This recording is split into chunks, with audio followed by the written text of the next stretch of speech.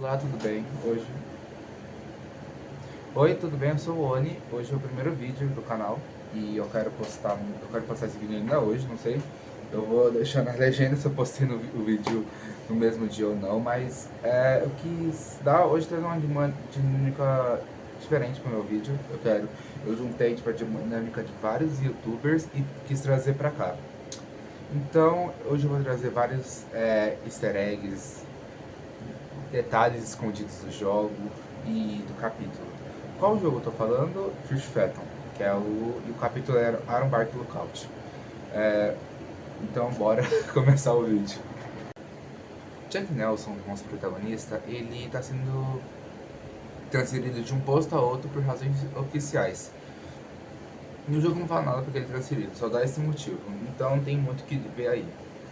Mas uma pessoa manda mensagem pra gente que é a Kyla Nelson, que é nossa irmã.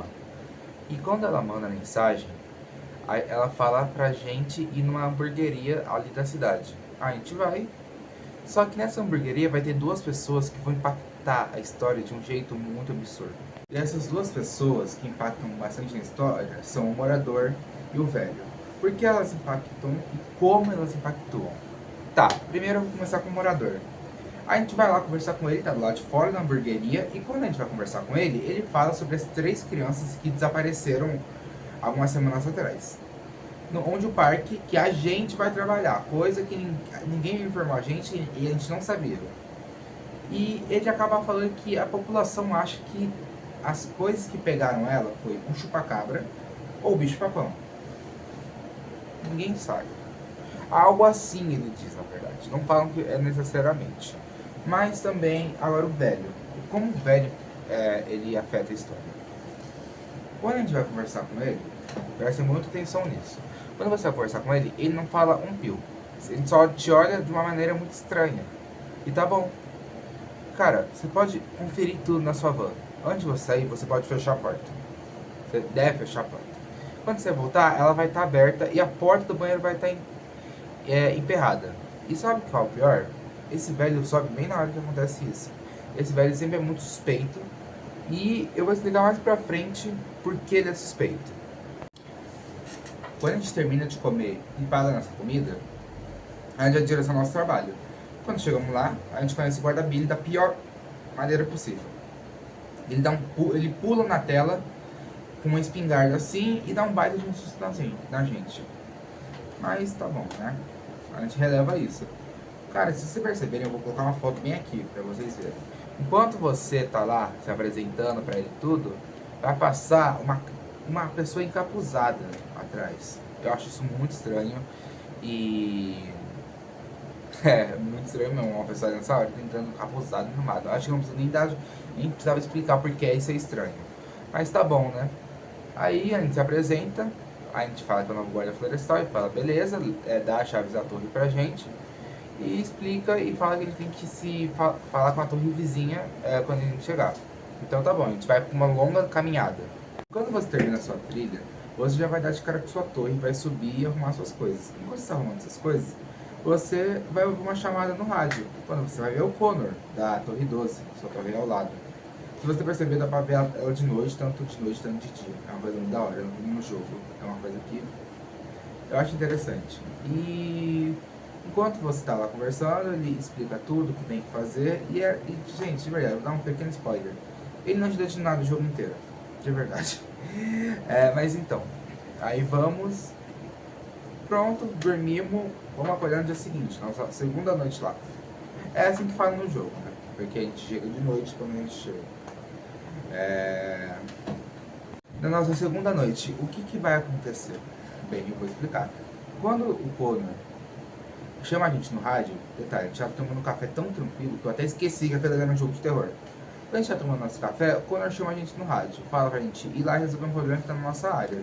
A fumaça de um acampamento onde não é uma área de acampamento, tipo, não é feita para acampamento.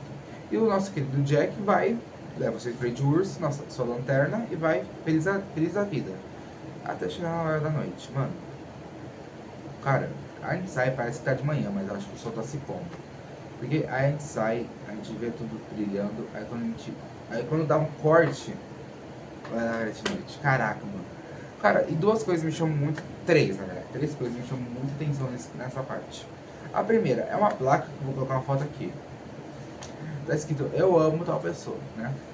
E depois, embaixo tá escrito, ela deu a melhor cabeça. O que quer dizer isso? Os caras cortou a cabeça da pessoa. Tá. Agora, a segunda coisa que me chama a atenção é o grito que dá. Eu vou tentar deixar um trecho aqui, peraí. Segui a trilha que ia até a fumaça. Não sei se vai dar, se tipo, vai estar no tempo o grito, mas vamos tentar. E outra coisa que me chama a atenção é que quando você vai lá e apaga a fogueira, você vai ouvir um assobio dentro da mata. E você pode perguntar o quanto quiser. Ninguém vai sair de lá. E cara, esse assobio, de acordo com alguém, de acordo com um cara lá, foi a assobio que chamou as 3 crianças. E quando a gente volta pra nossa torre, a gente conta sobre o grito pro Koda.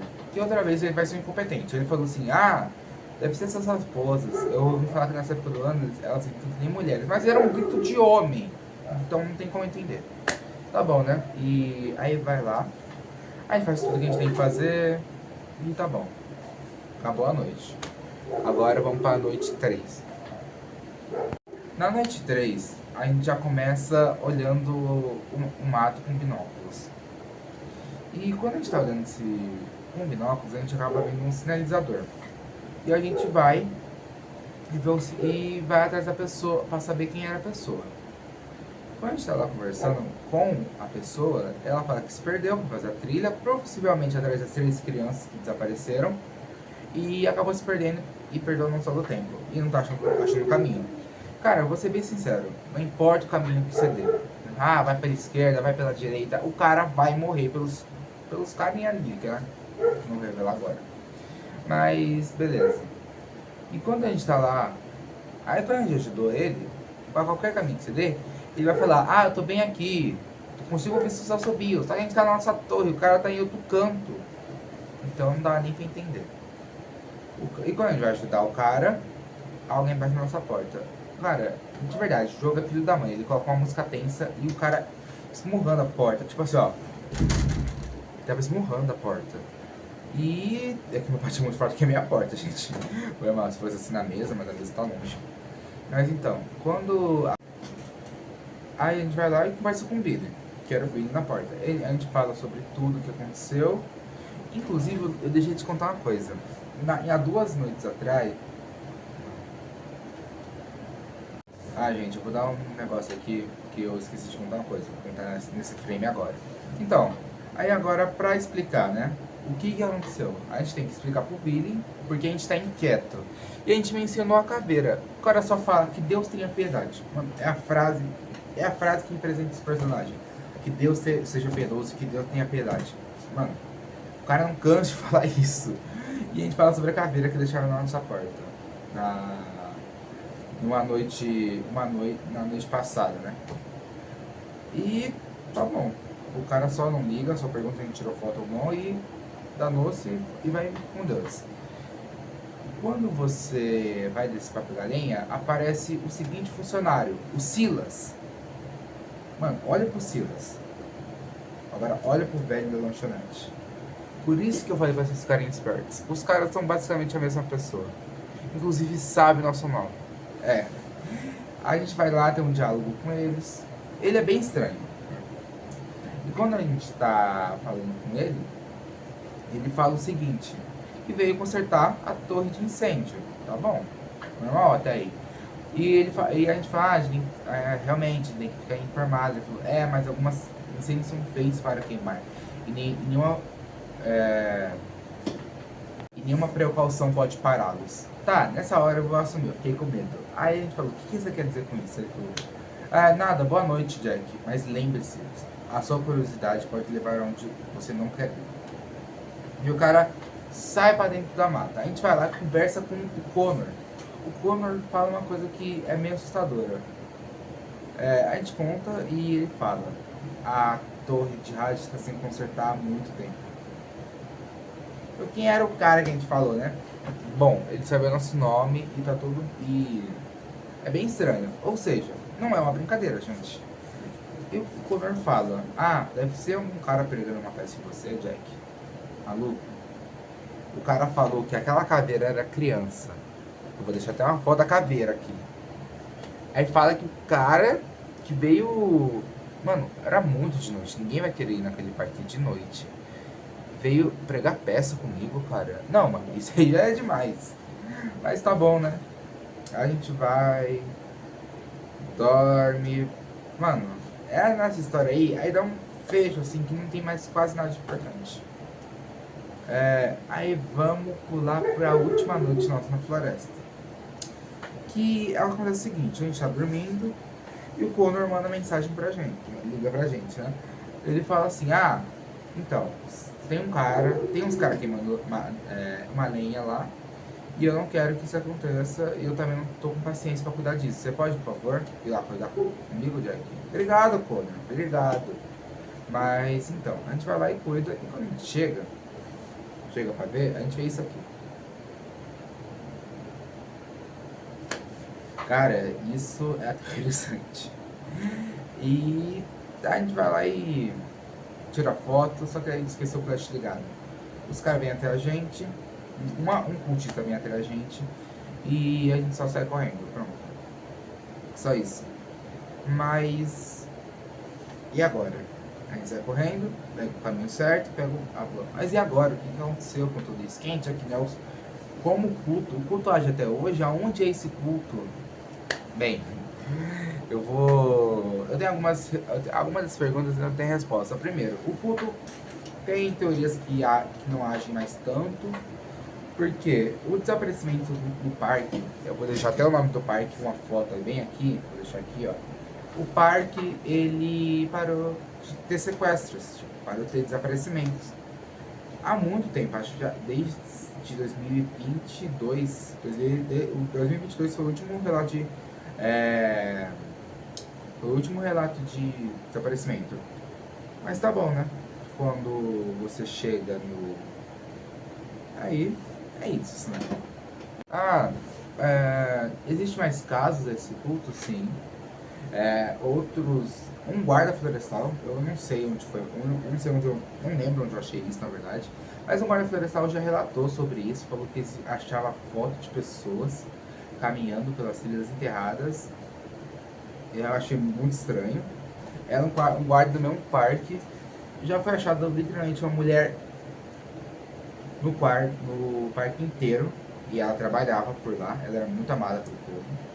E... Mano, aconteceu muita coisa. Tem até foto dos cultistas. Eu vou deixar uma foto bem aqui. Uma foto do que possivelmente seria uma casa de duas amigas. Mas então, é tudo isso, gente. Eu queria muito trazer muita mais curiosidade, só que até agora é só isso que eu sei, mas prometo que no próximo vídeo vou falar sobre outros assuntos, mas esse vídeo vai ser a base do meu canal, tipo, First Phantom vai ser a base.